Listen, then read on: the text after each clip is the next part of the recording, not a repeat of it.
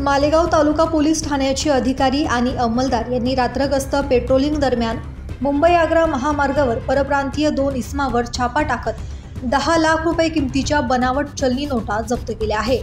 29 October रोजी मुंबई आग्रा महामार्गावर काही संशयित इसम एका बॅगेमध्ये बनावट चलनी नोटा कब्जात बाळगून विक्री करण्याच्या उद्देशाने येणार असल्याची गोपनीय माहिती मालेगाव तालुका पोलीस स्टेशनचे अधिकारी आणि अंमलदार यांना मिळाली होती।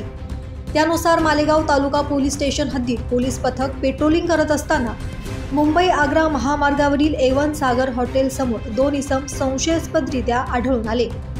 त्यांची चौकशी केली असता त्यांची नावे नाझीर अक्रम मोहम्मद अयूब अन्सारी वय 34 आणि मोहम्मद जुबेर मोहम्मद अशरफ अन्सारी अशी पोलिसांना आढळली। या दोन्ही इसमांची झडती घेतली असता तपासणीअंती त्यांच्या कब्जातून एकूण 10 लाख रुपये किमतीच्या चलनी नोटांसारख्या हुबेहूब दिसणाऱ्या 500 रुपये दराच्या 2000च्या बनावट नोटा तसेच 2 मोबाईल हँडसेट आणि इम्पेक्स कंपनीची चॉकलेट काळी सॅक असा एकूण 10,20,000 रुपये किमतीचा मुद्देमाल जप्त करण्यात आला आहे। याबाबत ग्रामीण पोलीस अधीक्षक बाळासाहेब पाटील यांनी अधिक माहिती दिली आहे, पाहूयात। 29 तारखेला मालेगाव तालुका पोलीस स्टेशनच्या हद्दीमध्ये मुंबई आग्रा महामार्गावर A1 सागर या हॉटेलच्या समोर 2 संशयित व्यक्ती या आमच्या पेट्रोलिंग पार्टीला आढळल्या।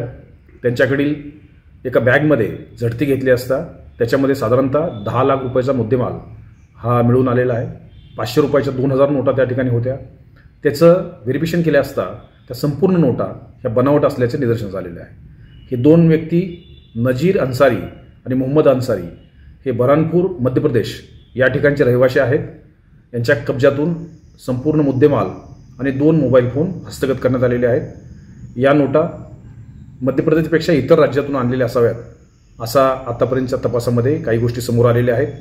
त्यांनी हा मुद्देमाल याच मालेगावच्या ठिकाणी किंवा नाशिक जिल्ह्यामधील एका व्यक्तीला देण्यासाठी त्यांनी या ठिकाणी आणला होता अशी माहिती समोर येत आहे। याबाबत मालेगाव तालुका पोलीस स्टेशनला गुन्हा दाखल करण्यात आलेला आहे।